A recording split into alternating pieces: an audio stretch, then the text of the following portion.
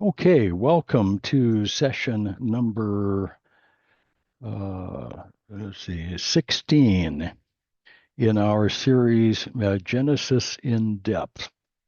I'm Dr. John McMath. I'm joined here by uh, friends in Italy and in the Philippines and in a variety of places here in the U.S. and around the world. Welcome to everyone. Glad you could make it. In our study through Genesis over the last several months.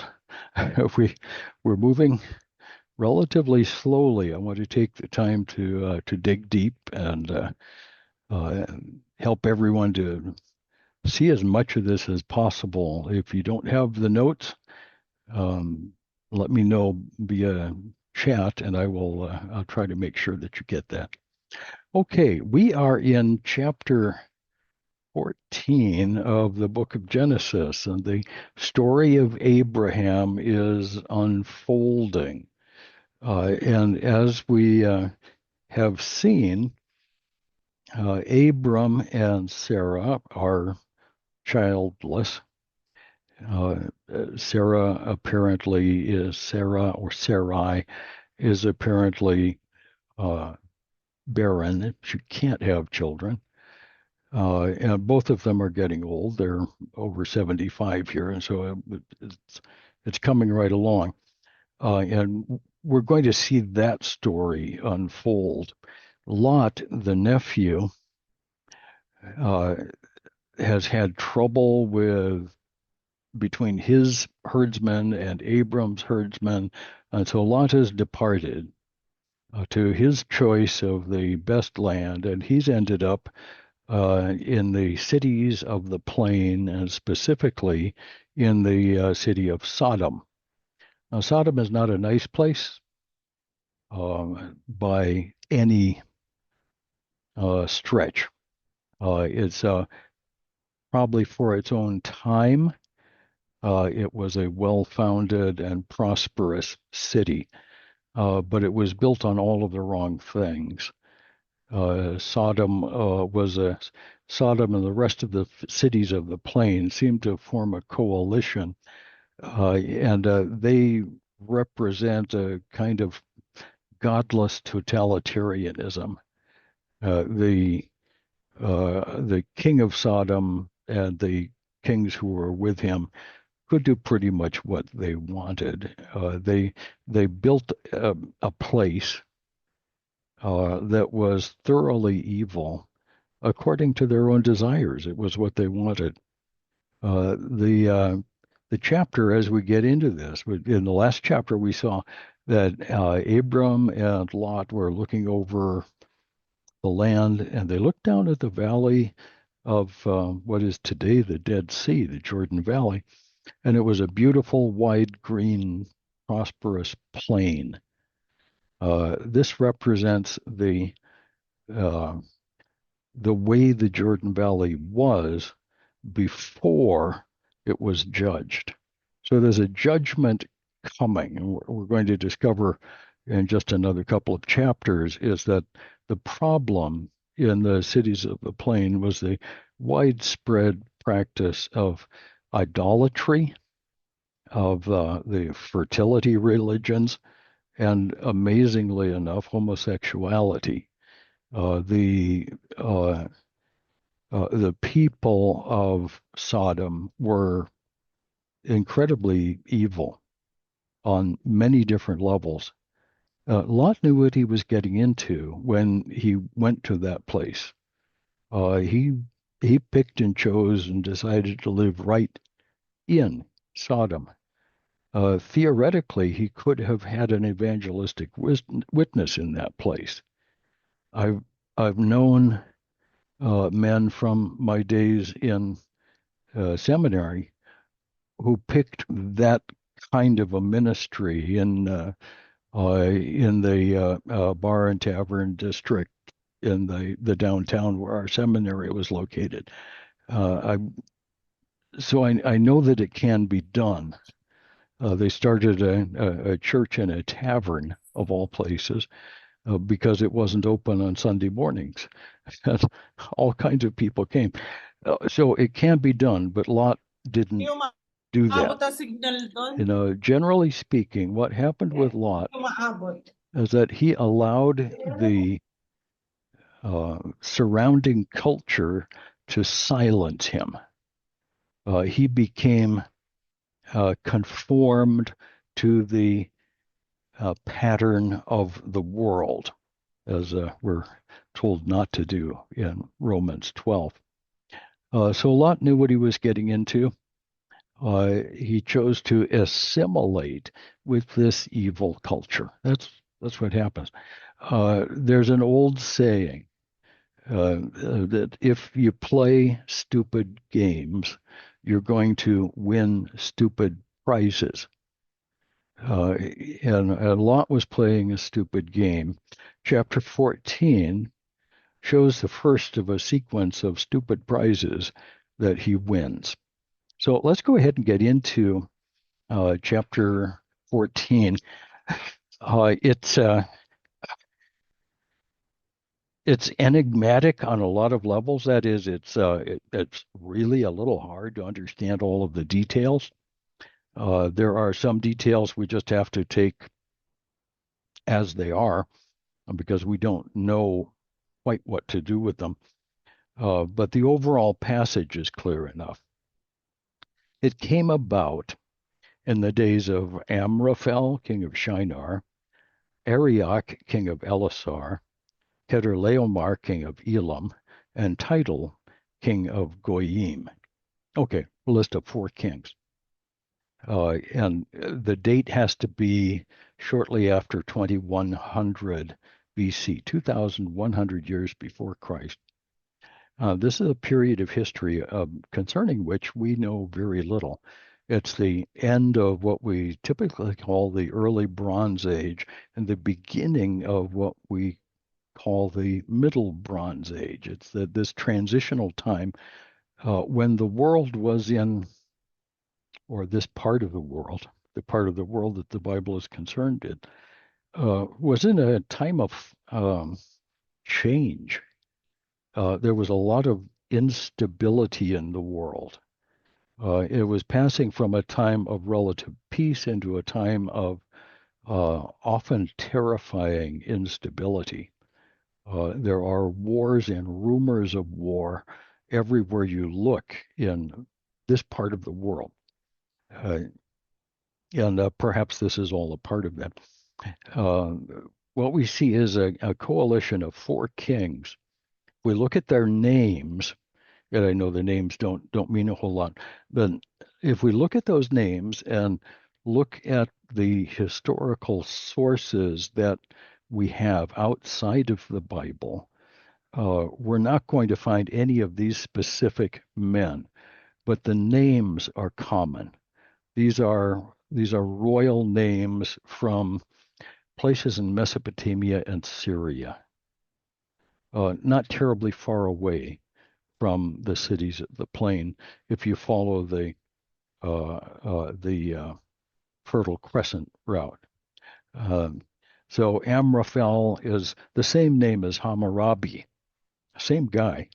Although Amraphel of the Bible lived about 300 years before Hammurabi, so they're not the same person, but the same name. King of Shinar. Shinar is often associated with Sumer, which is at the southern end of the Mesopotamian valley. But Sumer was out of play for about 1,000 years by the time this was written. So it's hard to put it all together, except that the names work. They're not the same person, but the names are there. Arioch, the king of Elasar. We get the name Arioch in many places in the Old Testament, often of kings, but we don't know where Elasar is. Chedorlaomer is a name that we run into in the historical record in the cuneiform sources of a Mesopotamian king, actually of several different Mesopotamian kings.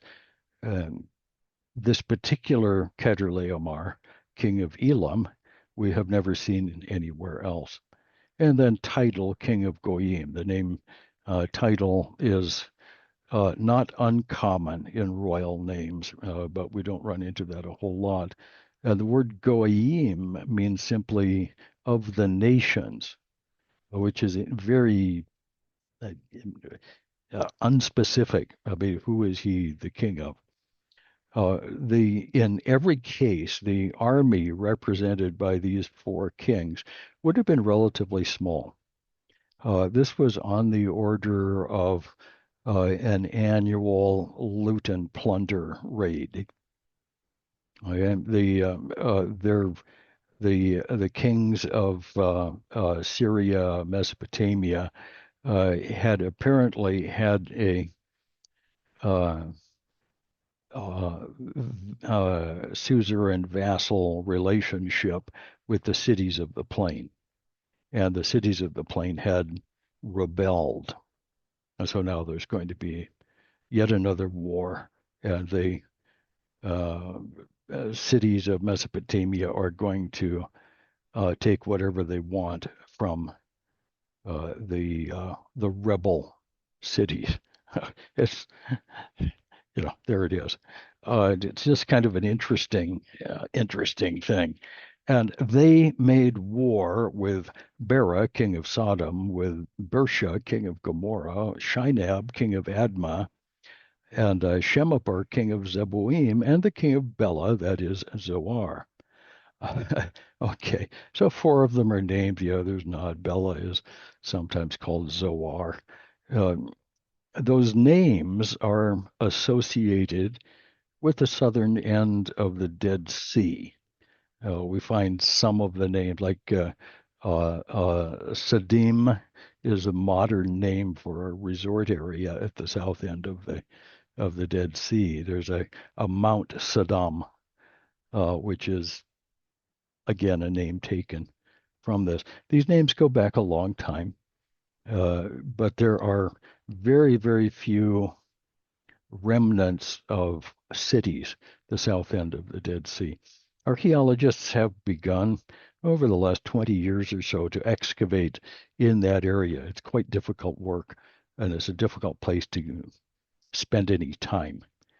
But there have been excavations there, and we know now that there are, in fact, several substantial um, city-like areas and one very large burial ground over on the Lisan, the tongue that sticks out into the Dead Sea on maps.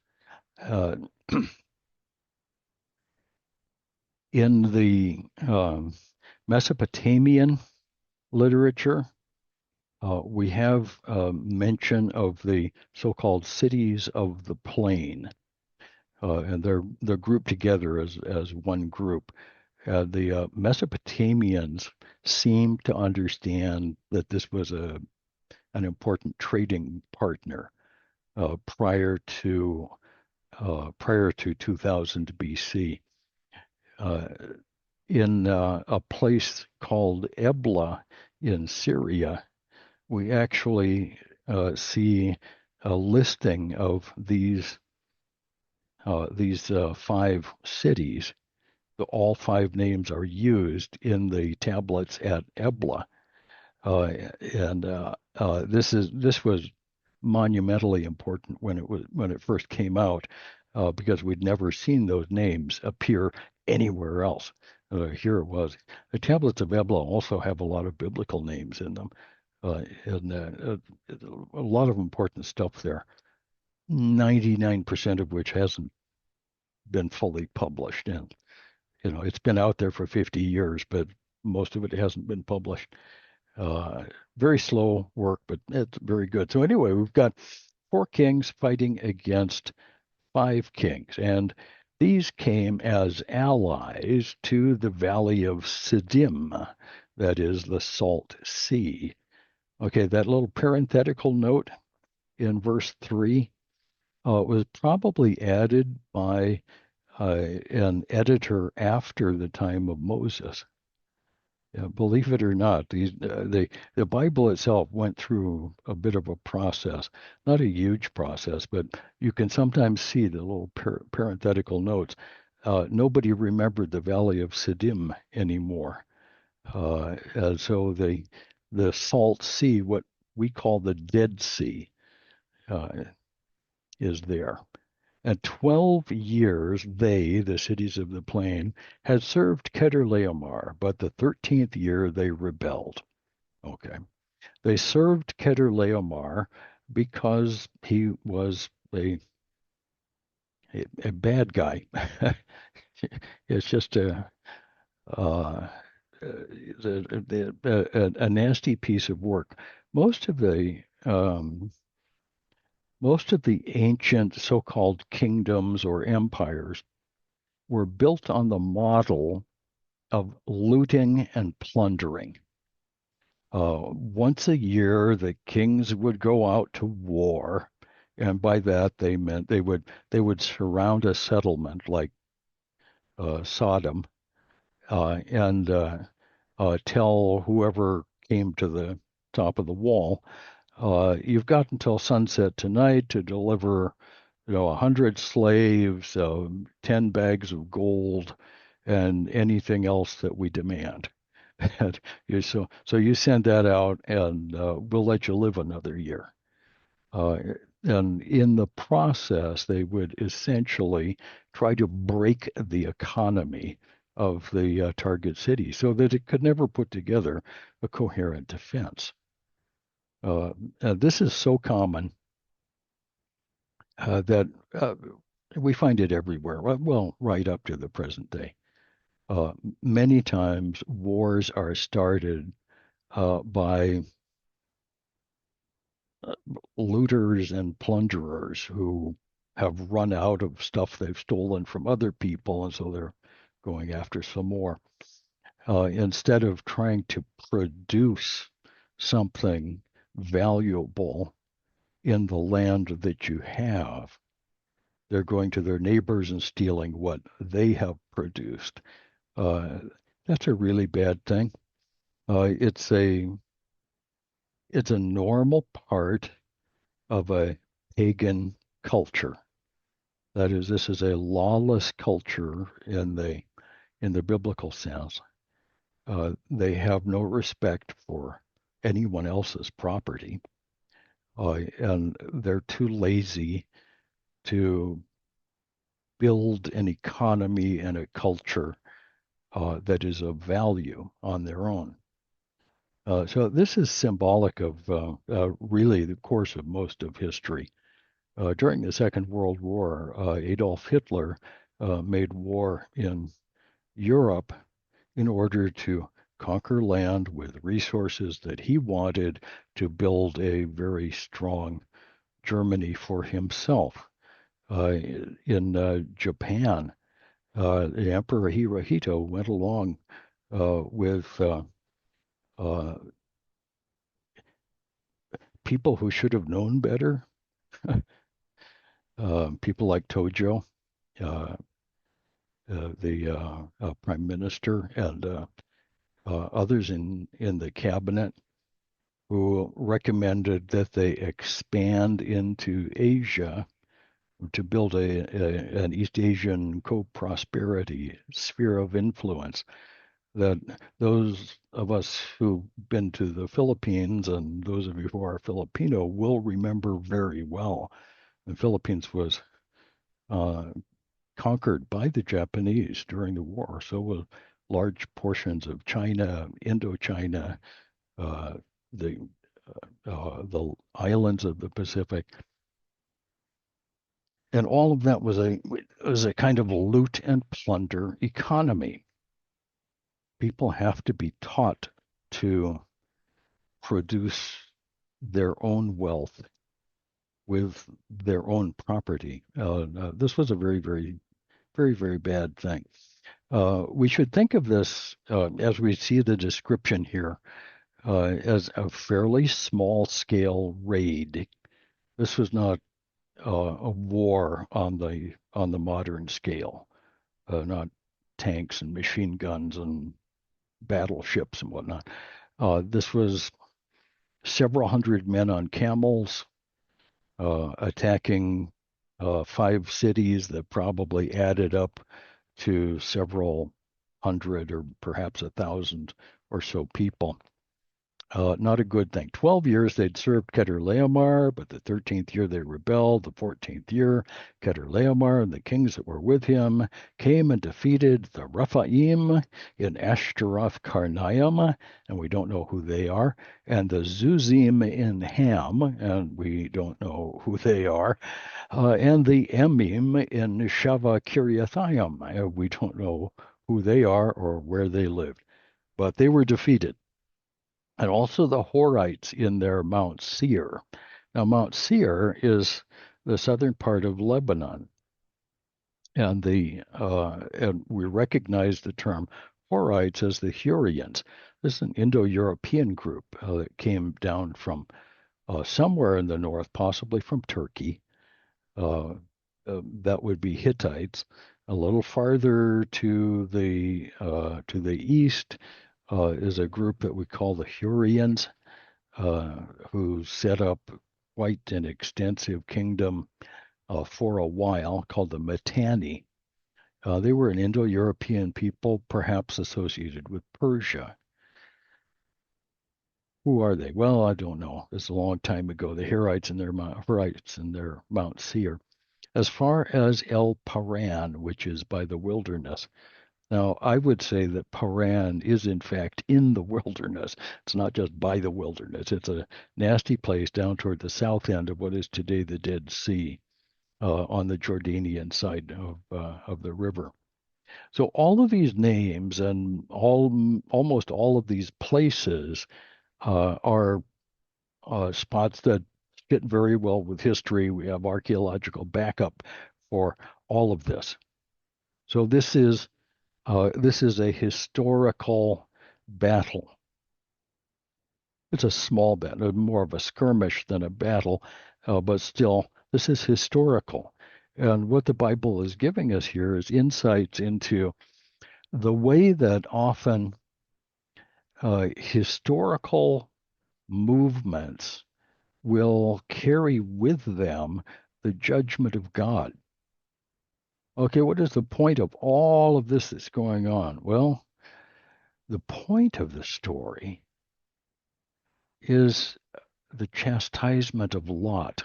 And we're going to see that carry on, even though the cities of the plain will continue for a couple of chapters. The point of the story is Lot's disobedience and the result of that. So in the 14th year, here he came, and the Horites and all of the rest, and they turned back and came to En Mishpat, which is Kadesh, and conquered all of the country of the Amalekites, and also the Amorites who lived in Hazazon Tamar. Now, we've never heard of Hazazon Tamar, but we do know about Amorites and Amalekites. The Amalekites were a Bedouin people. The Amorites, slightly more urban. We find some Amorites in the Promised Land later on. So they were all there. And they turned back and they found this. And the king of Sodom and the king of Gomorrah, king of Admah, the king of Zeboim, and the king of Bela came out, and they arrayed for battle against them in the valley of Siddim. Okay, so we've got all of this going on against Chedorlaomer, king of Elam, Tidal, king of Goyim, Amraphel, king of Shinar, Arioch, king of Elasar, 4 kings against 5. You notice how the Bible tends to repeat names and places, and stories are often repeated in the very next. It makes it easier to memorize. And apart from that, I don't know why they do that. Now, the valley of Siddim was full of tar pits. It still is today, by the way. You can still get a great deal of a kind of crude oil out of the valley of Siddim, of Sodom. That area still has tar pits. The kings of Sodom and Gomorrah fled, and they fell into them. So the kings of Sodom and Gomorrah fell into some tar pits, and those who survived fled to the hill country. And then they took all the goods of Sodom and Gomorrah, that is, the five kings of Mesopotamia, took all the goods of Sodom and Gomorrah. They looted the place and all their food supply, loaded everything on the 100 camels they came on, and departed. And they also took Lot, Abram's nephew, and his possessions and departed. Very telling verse here.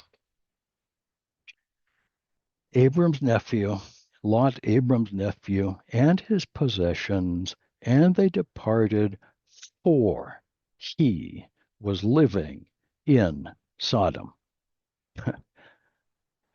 If you play stupid games, you win stupid prizes. What Lot has done here is to lead his family into a devastatingly dangerous situation. Because he had done that thing, he's going to lose everything. He'll lose all his possessions are gone. Sheep, goats, whatever he had, that's all gone. Money, if he had any, he loses his wife. She dies in the process. He's going to lose his daughters. Everything gone because he was selfish. He was disobedient to God. And that ultimately is the larger story going on here. Along the way, we're going to see there's a very interesting and I think significant passage. We're almost there. And they also took Lot because he was living in Sodom. Verse 13, and a fugitive came and told Abram the Hebrew, while he was living by the oaks of Mamre the Amorite, brother of Eshcol and the brother of Aner, and these were allies with Abram. And Abram heard that his relative had been taken. He led out his trained men, born in his house, 318 of them, and went in pursuit as far as Dan. Now, Dan is way at the northern end of what is today Israel, as far north as you can go without bumping into Syria. And at the time, Dan was a Canaanite city, but and probably not a very big city. That's how far they went. They went as far as Dan. He divided his forces against them by night, he and his servants, and defeated them. No information is given to us about the battlefield or where it was, or because it isn't important. He defeated them and pursued them as far as Hobah, which is north of Damascus. And Damascus, of course, is an ancient city, one of the oldest in the world. He brought back all the goods and also brought back his relative Lot with his possessions and also the women and the people. Okay, so the hostages were brought back, and as much of the goods as possible were brought back. Then, after his return from the defeat of Chedorlaomer and the kings who were with him, the king of Sodom went out to meet him in the valley of Shavah, that is, the king's valley. But now the but is a kind of an important thing that's going on here. But let's see if I can get this to load. Yeah, there it is. This picture of a statue is supposed to be Melchizedek. I shot this in Francis of Assisi's church in Italy, and it's dark in there, so this is an awful picture. But that's supposed to be Melchizedek. He's a very interesting character. Melchizedek is called the king of Salem, and he was a priest of God Most High, and he brought out bread and wine. Okay, that's a very interesting character. Okay, the king of Salem has got to be king of Jerusalem. So let's see if I can show you a picture of Jerusalem. Yeah. Oh, no, no, no, okay. This is Jerusalem today. The view from the Mount of Olives, and you see the corner of the temple, actually corner of the Temple Mount. And behind that, the Al-Aqsa Mosque, the gray thing farther to the right, the Dome of the Rock. Uh, that's today's view of the old city of Jerusalem. There on the skyline, of course, is modern Jerusalem. To the left-hand side of the Temple Mount enclosure is the old area of the city of David. And at the very base of the city of David, going back almost to 3000 BC, is the original Jebusite fortress. There was a fortress city, relatively small, a couple of hectares, not a very big town. And that is the place that Melchizedek was the king of. So at the time, it was not a huge place, much smaller than today, obviously, and probably fairly primitive. And Melchizedek came out with bread and wine for Abram, and he was a priest of the Most High God, and he blessed him. And he said, "Blessed be Abram of God Most High, possessor of heaven and earth, and blessed be God Most High, who has delivered your enemies into your hand." And he, Abram, gave him, Melchizedek, a tenth of all. Okay, so let's stop just for a second here and see what we're really looking at. The king of Jerusalem has a name that means king of righteousness. Oh, well, that's interesting. That can be translated righteous king just as well. Melchi or Melech is king, and Zedek is righteousness. Melchizedek. He is also called the king of Salem, Melchi Shalom. Okay, king of Salem, uh, which means a king of peace. Here's a king of righteousness, which makes him unusual in the company that he was facing. Okay, so we've just done away with all the kings of Mesopotamia. They're all dead. And now we're faced by the four kings of Sodom and Gomorrah and the rest of them. And these are none of those comes anywhere close to being a Melchizedek type character. They're all evil tyrants uh, and extraordinarily sinful individuals. So Melchizedek, king of Salem, brought out bread and wine. Now, it's interesting because of the connections to the New Testament.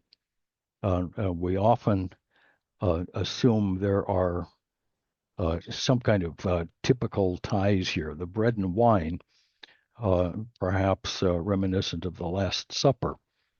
It's more likely that what's really happening here is a simple meal. There's probably not a whole lot of ceremony going on, but a bit of hospitality is happening.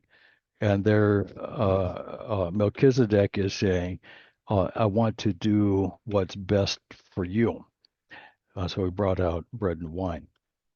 The term priest of God Most High is also very important.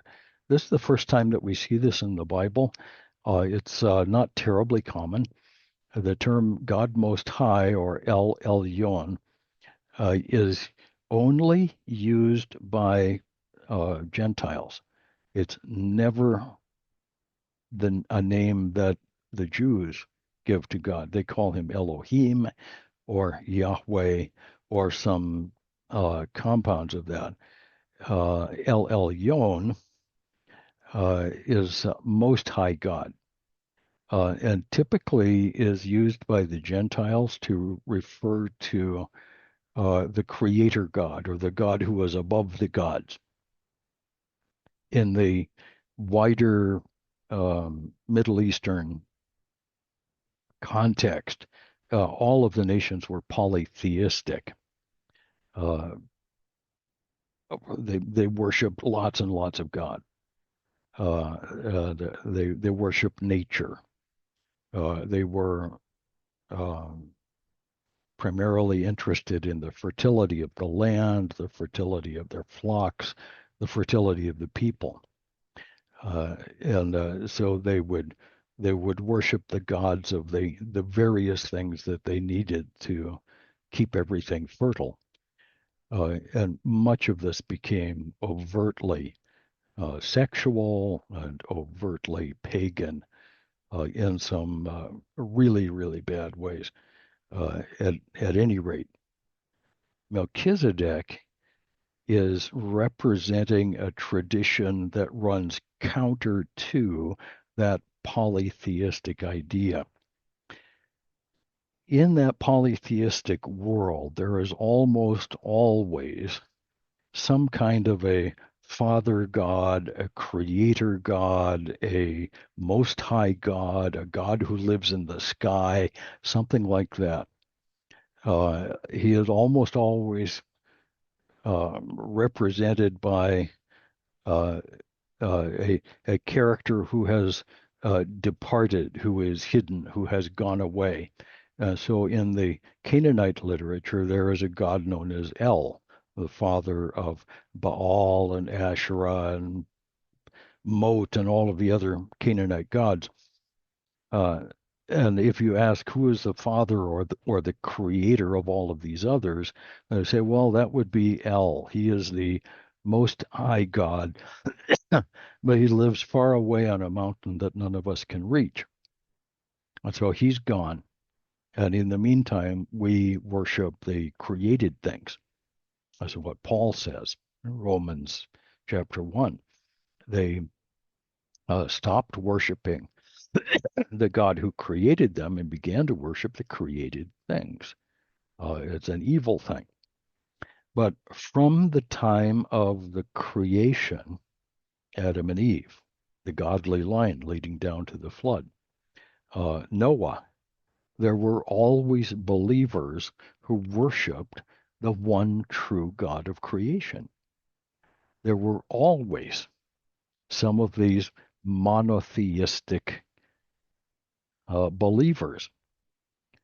Melchizedek is a representative of this pre-Mosaic religion that has its basis in what we call general revelation.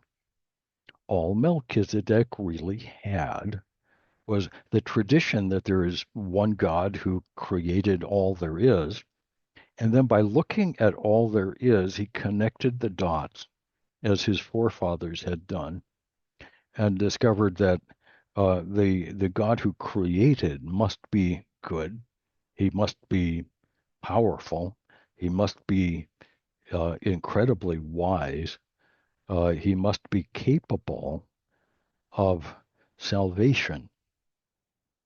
And so if I trust this one true God, who he's going to call El Elyon, uh, perhaps he will help.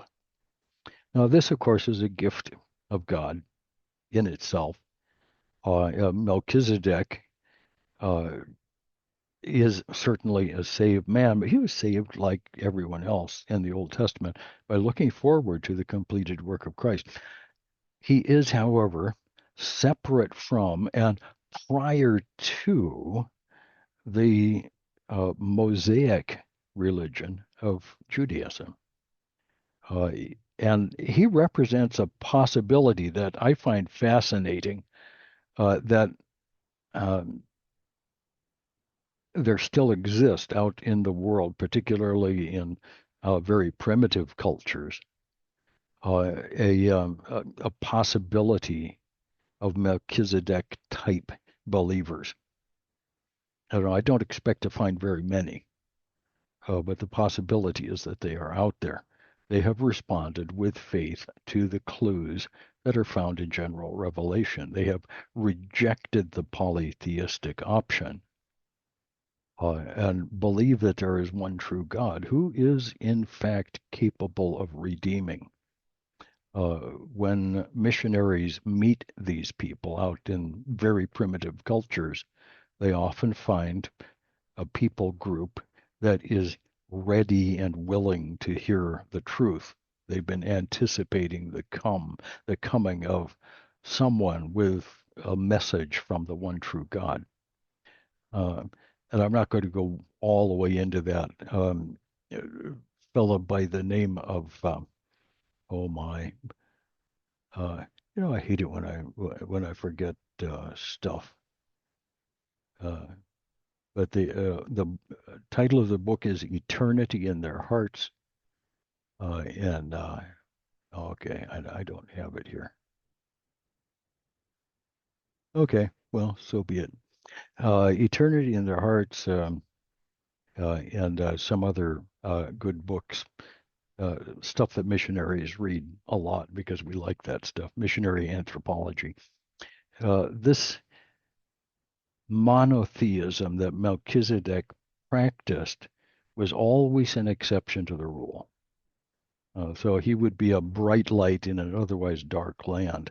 And his city at that time may well have joined him in the worship of the one true God. Now, later on, that was not true. It became a Jebusite city. But at the time of Abraham, Melchizedek was this bright and shining light. So, what are we going to do with him? And, Melchizedek came out. He was priest of Most High God, and he blessed him and said, "Blessed be Abram of God Most High, possessor of heaven and earth, and blessed be God Most High, who has delivered your enemies into your hand."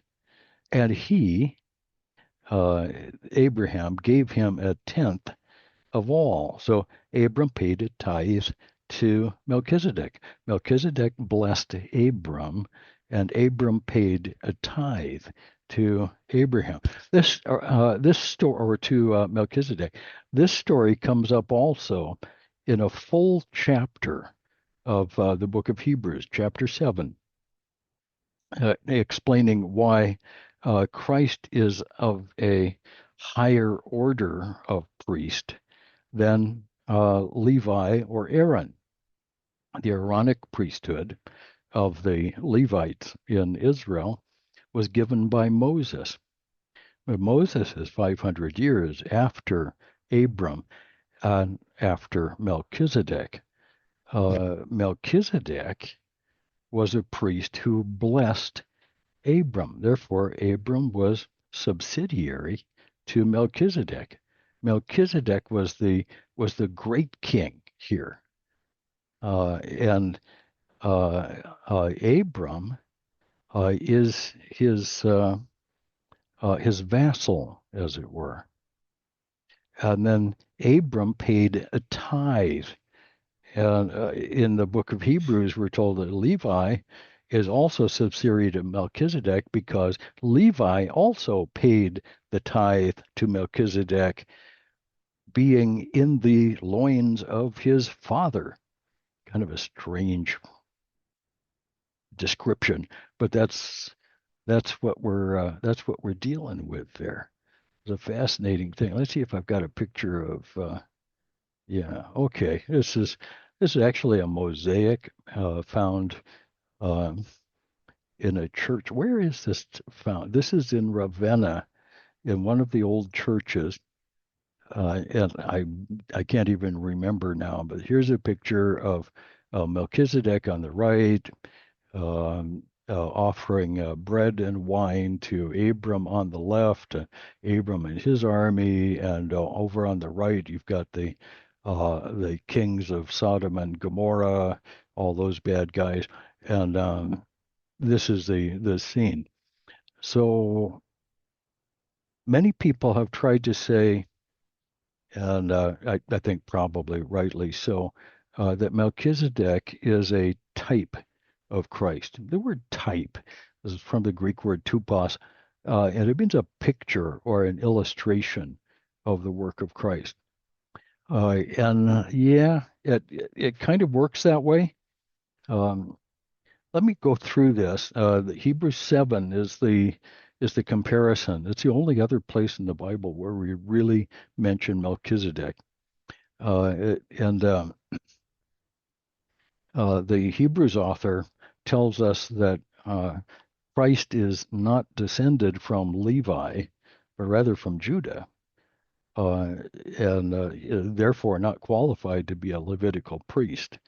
But he is uh, a priest according to a higher order, the order of Melchizedek. And Melchizedek is a priest of God Most High, uh, and by definition, a priest of all the general revelation believers of the whole world. So Melchizedek is a priest of something that reaches to all the world. Christianity becomes a religion for the whole world, not dependent on the Levitical priesthood, but on the priesthood of Christ himself. Melchizedek looks forward to that uh, sacrifice of Christ in his blessing to Abram. When Melchizedek brings out bread and wine, the symbol of the body and the blood of the one who would one day sacrifice himself for the whole world, is hard to miss. It really is. By the time we get to the book of Hebrews, uh, that's uh, that's hard to miss. Uh, Abram paid the tithe, and that shows Abram's submission to and his agreement with Melchizedek and his priesthood. Abram probably knew about Melchizedek before this time, but at this point, there's this formal recognition of one another. The blessing of the greater toward the lesser. Uh, Christ is of the order of Melchizedek. And so Abram symbolically here is paying homage to and receiving the blessing from the line of Christ, the priesthood of Christ. So we're looking forward in Melchizedek to a universal church and a universal sharing of the gospel to the world. Kind of a neat thing. So he gave him a tenth of all. Verse 21, the king of Sodom said to Abram, he kind of butts in here as though he had some place in all of this. And here's the kings of the cities on the right, and they're counting their money. And the king of Sodom said to Abram, "Give the people to me, take the goods for yourself." And Abram said to the king of Sodom, "I've sworn to the Lord God Most High, possessor of heaven and earth, that I will not take a thread or a sandal thong or anything that is yours, for fear you would say, I have made Abram rich." I mean, he doesn't want anything to do with the king of Sodom. Abram knows exactly who these kings are, and he has no respect for them. He has simply saved his nephew Lot, and he doesn't want any of it. And he says, I will take nothing except what the young men have eaten and the share of the men who went with me. Aner, Eshcol, and Mamre, let them take their share. But Abram wants nothing from the king of Sodom. Okay, fascinating little story. There's a lot of background that's going on here, a lot of history. As we get out of this, let me give you just a little preview of what's coming next week. There's a lot going on. Uh, this is in chapter 15 is sometime later, and we're going to see the renewal or the ratification of the Abrahamic covenant. There's some imagery in this chapter that is extremely important for our understanding of salvation and the nature of salvation. Abraham is important on so many different levels. He's important as a historical character. He's important as the father of a great nation that would become Israel. But even more than that, Abraham is uh, the father of all who would believe. By grace, through faith, God is providing salvation. And the vocabulary of salvation as developed by Paul in the New Testament, Romans and Ephesians and Galatians, is based heavily on the life and the actions and the faith of Abraham. So in chapter 15, we're going to take a look at that covenant renewal and see why that's important, and most specifically how it relates to the doctrine of salvation. So that's what we'll be looking for next week. Hey, it's been fun. I'm going to see if I can make the share stop. Yes, there it is. And now I can unmute all of us. Yes. Okay. Good to see you all. Thank you for coming. This has been fun. A few minutes ago, I had a cat on my lap. I should pick him up and let you see him, but he's gone away now, the way cats will do. But yeah, we'll see you next week. Now, next week, we're going to be having this. Oscar, is a note for you. Daylight savings time happens in Italy, so I'm going to shift my timing to keep the Italy time the same. And I see fall back. So Italy will fall back, and I will start lecturing at 12:30 Pacific Daylight Time. That'll be an hour later for you, Oscar. And then 3:30. when that week is done, you'll be back on the usual time. Not the Philippines. Philippines will always be an hour later. Oh, that's right. Jeff, I'll be. We'll talk about it. I think you're right. I think that's right. It will be 3:30, no? 3:30 Yeah. instead of 3:30 instead of 2:30. Yeah. Yeah. I'm sorry. But at least for that week while we're in the Philippines, you won't have to wake up that time. Except to come and pick us up at the airport. Okay. All right. Hey, love you guys. It's good to see everybody. We'll see you again. Bye-bye. God bless. Thank you, Bye-bye. Dr. Jeff. Thank Yeah, you. Ciao, Bye, ciao. everyone. Ciao, ciao. See if I can find my stuff here. Yeah. Bye-bye.